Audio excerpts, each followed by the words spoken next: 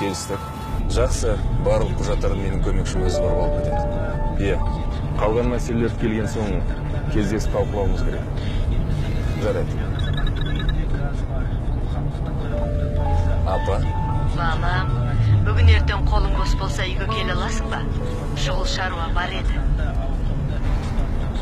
Разворачивайся.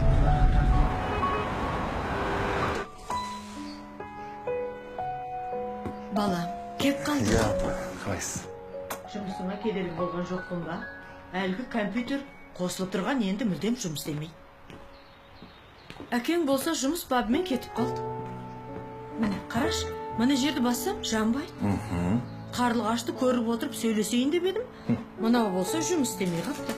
Ана гаранттық талонды қайда жібергенімді білмеймін. Жоқ. Апа,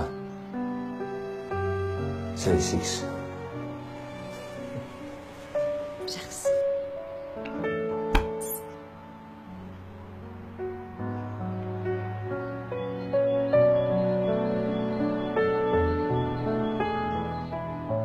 Қазір құрбымды қуантайын, компьютер жұмыс істеді деп.